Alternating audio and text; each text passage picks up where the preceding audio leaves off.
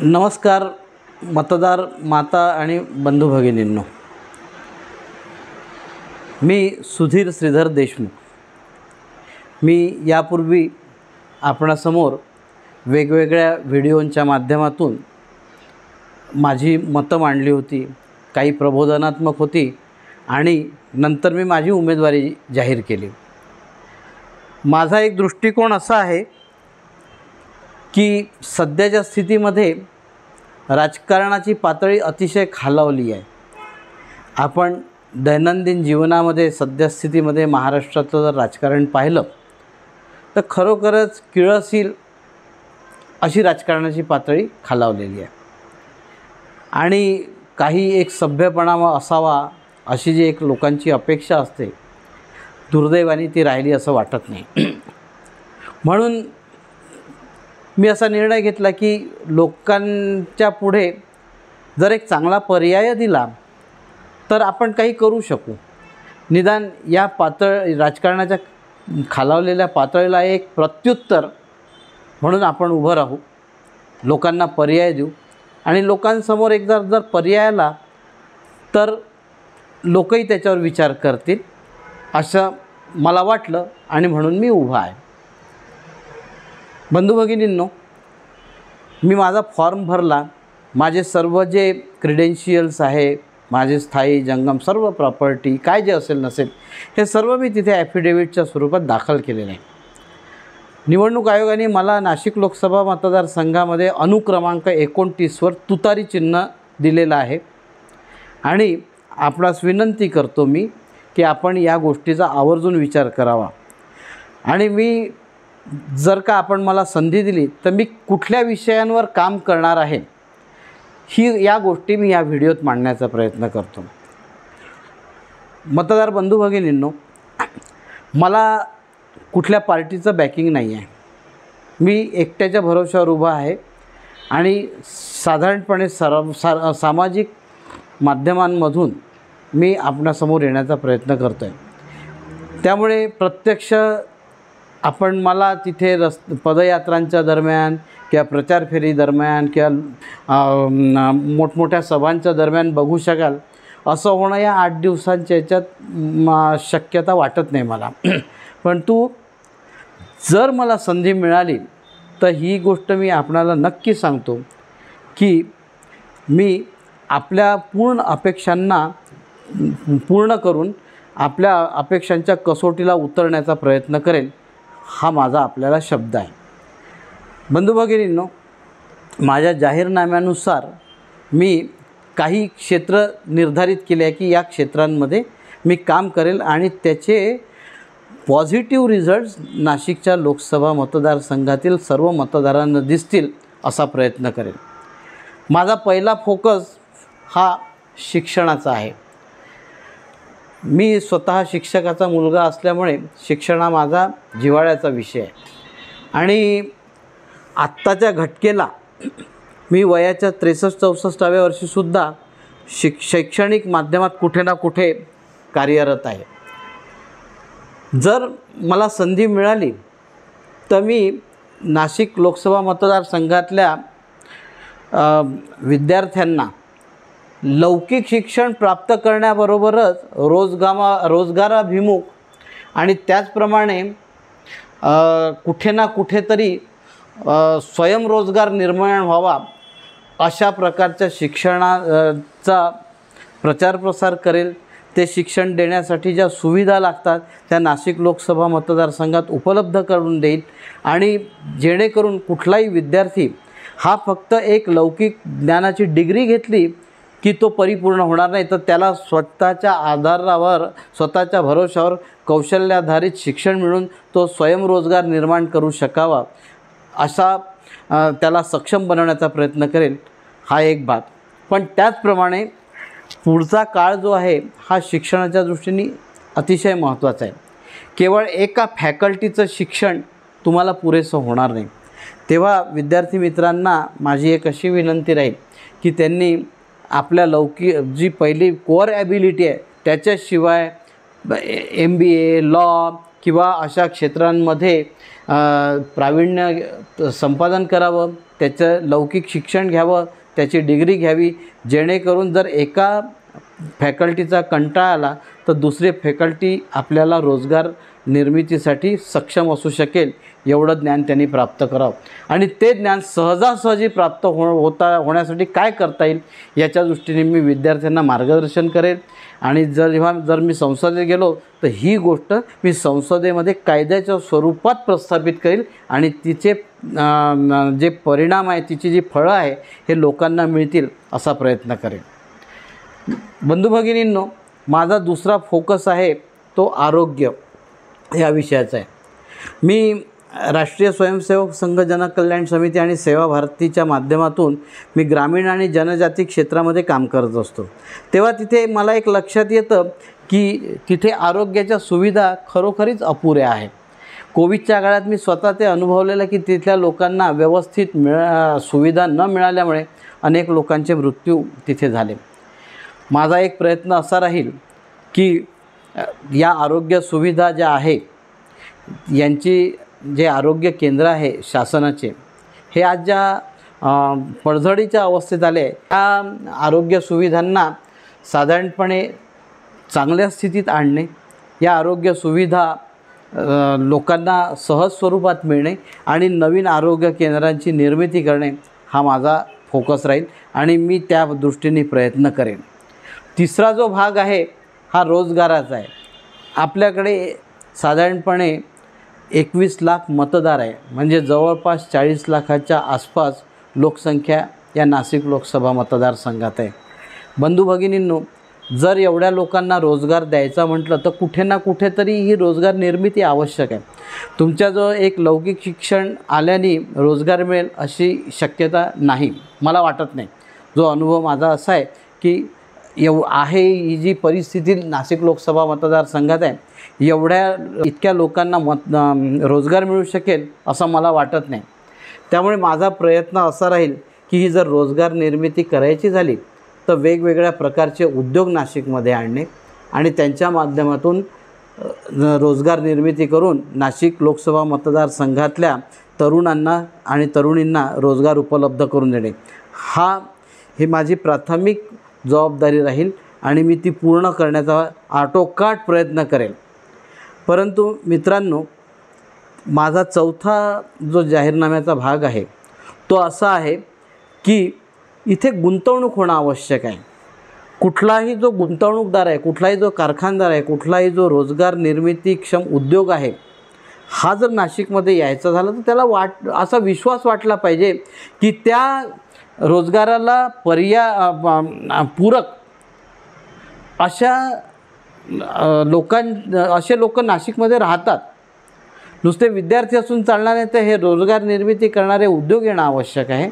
आणि नुसते ते येऊन चालणार नाही, तर त्याकरता आवश्यक असणारं जे पायाभूत सुविधांचं एक जे स्ट्रक्चर उभं करायला पाहिजे ते पण उभं करणं गरज आहे. याच्यासाठी पायाभूत सुविधा उभ्या करण्यासाठी जे स्वदेशी किंवा डोमेस्टिक आणि परकीय गुंतवणूक आपल्या नाशिकमध्ये व्हायला पाहिजे, ती होत नाही आहे. त्याच्यामुळे नाशिकमधलं औद्योगिक क्षेत्र हे खूप मागासलेलं आहे. आपण जर आहे एवढ्यावर समाधानी असू तर ती चुकीची गोष्ट आहे.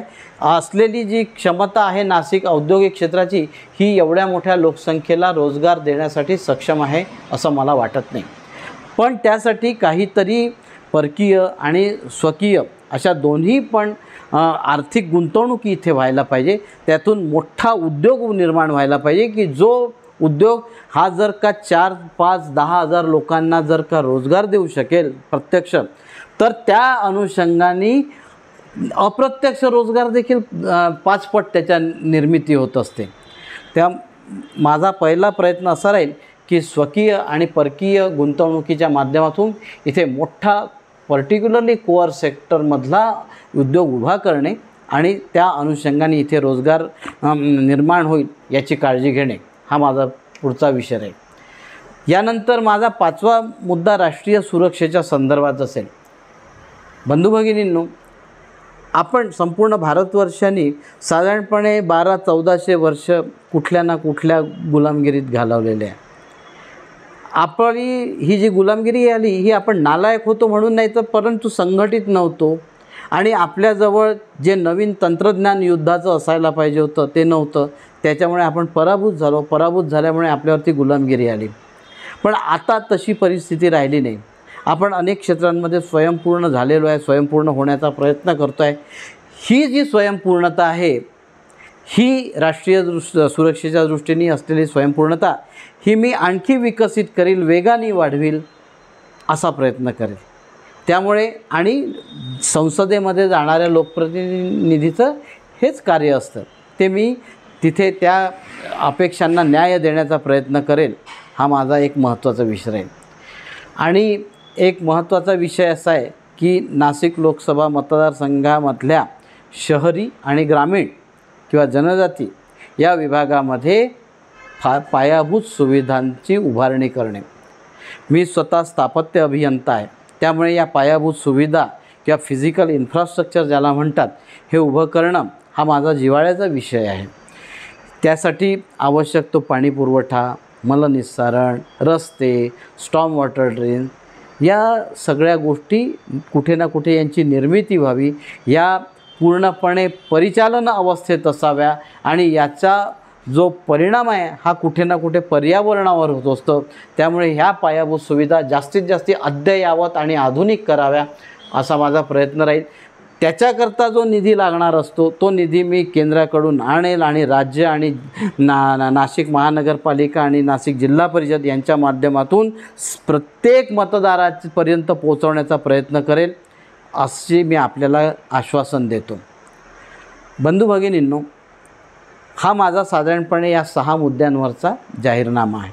या मुद्द्यांवर मी काम करेन आणि त्या अनुषंगाने जी काय भविष्यात निर्माण होणारी आव्हानं आहेत तीसुद्धा पेलण्याचा प्रयत्न करेन. बंधू भगिनींनो, मी इथे थोडासा माझा परिचय करून देतो.